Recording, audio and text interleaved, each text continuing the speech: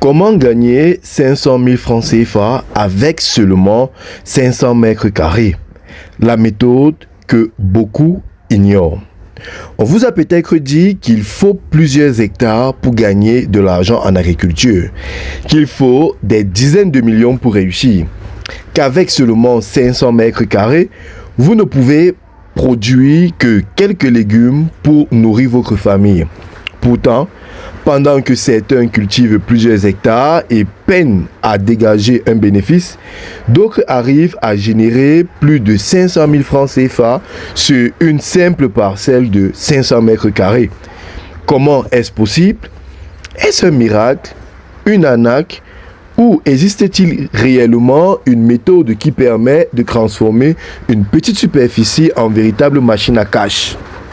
Aujourd'hui, je vais vous montrer les calculs, les stratégies et les cultures qui permettent d'atteindre cet objectif.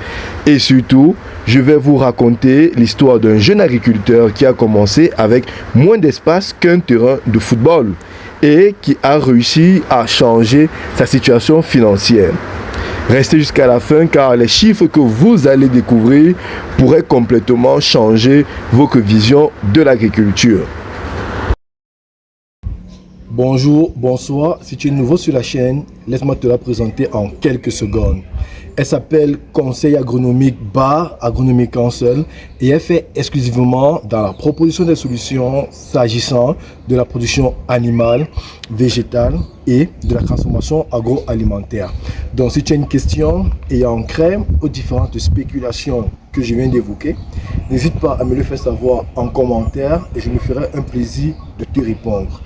D'ici là, garde la même niaque pour la thématique qui t'est proposée aujourd'hui. La suite, c'est maintenant.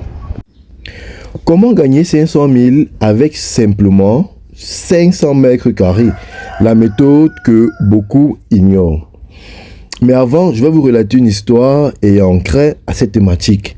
Donc, il y a quelques années, un jeune agriculteur, je vous l'ai dit, nommé Pierre, disposait seulement d'un terrain de 500 mètres carrés. Chaque fois qu'il parlait de son projet agricole, les gens se moquaient de lui. On disait, avec ça, tu vas produire quoi? Tu ne peux même pas nourrir une famille avec cette superficie. Trouve-toi plutôt un emploi. Mais Pierre avait remarqué quelque chose.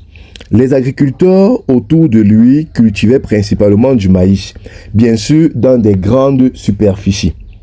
Alors, beaucoup de travail ici et très peu de bénéfices.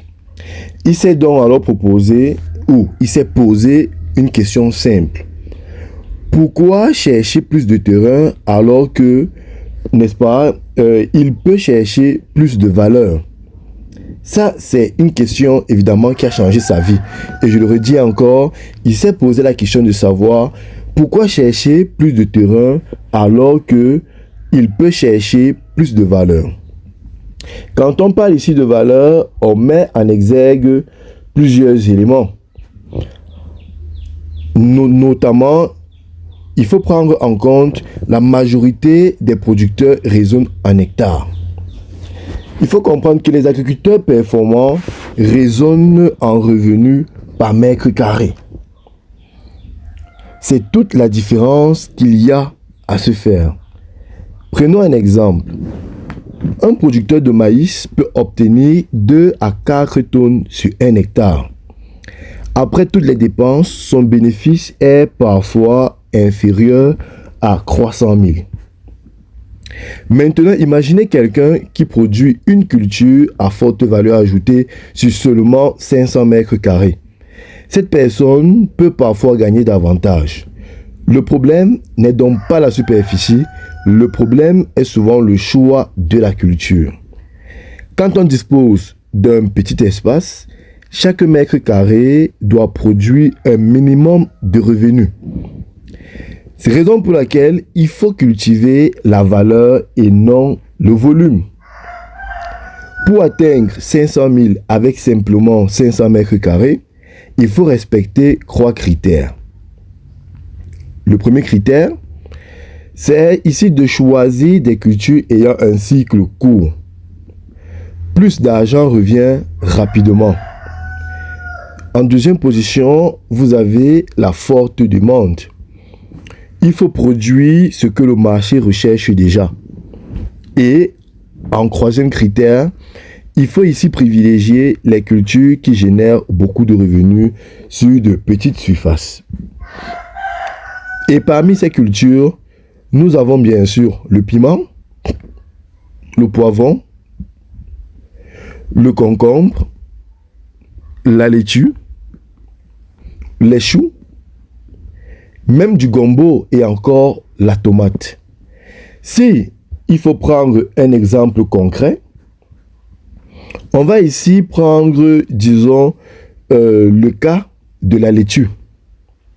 Sur 500 mètres carrés, vous pouvez installer environ entre 1000 plants, n'est-ce pas?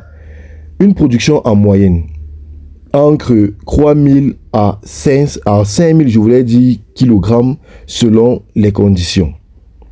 Supposons un prix en moyenne. Donc, s'il faut peut-être rester prudent par kilogramme, si il faut prendre 300 francs par kilogramme, vous verrez que le revenu brut va simplement nous faire 3000 kg, qui est ici la quantité produite, fois le 300 francs qui est le prix d'un kilo. Vous voyez que nous avons un revenu de 900 000 francs CFA. S'il faut prendre en compte les dépenses en termes ici de semences, fertilisants, traitement, main-d'œuvre et irrigation, vous verrez ici que le budget estimatif sera au niveau de 250 voire 350 000 francs CFA. Avec un bénéfice potentiel allant entre 550 000 et 650 000 francs CFA et seulement sur 500 mètres carrés. S'il faut prendre un autre exemple concret, vous verrez peut-être des cultures stratégiques, peut-être comme celle ou celui du piment.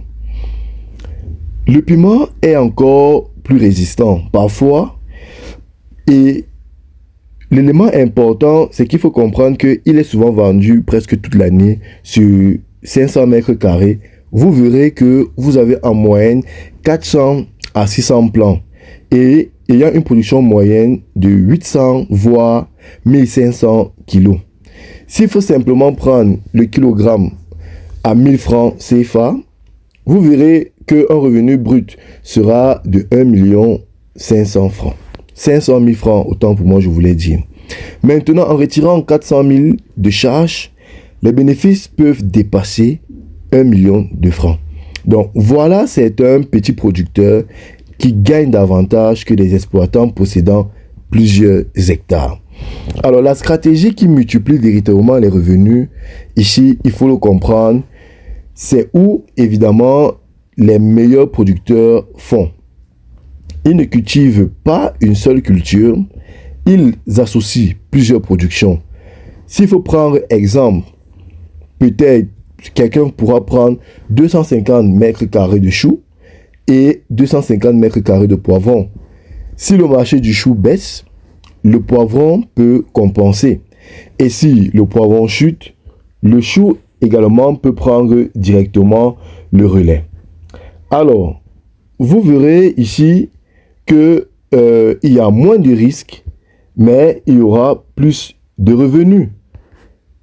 Et qui dit plus de revenus, dit évidemment davantage de stabilité financière. Alors, comment atteindre les 500 000 rapidement? En première étape, il faut préparer correctement son sol.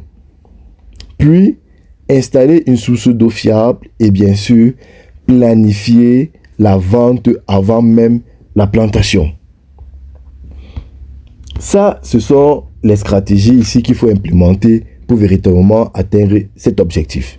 Alors, la prochaine fois que quelqu'un vous dira que 500 mètres carrés sont insuffisants pour réussir en agriculture, souvenez-vous d'une chose, ce n'est pas la taille du terrain qui détermine vos revenus, c'est la valeur que vous êtes capable de produire sur chaque mètre carré. Avec la bonne culture, une bonne stratégie et une bonne gestion, 500 mètres carrés peuvent devenir une source de revenus capable de transformer toute une vie. Dites-moi en commentaire, si vous disposez aujourd'hui de 500 mètres carrés, quelle culture choisirez-vous?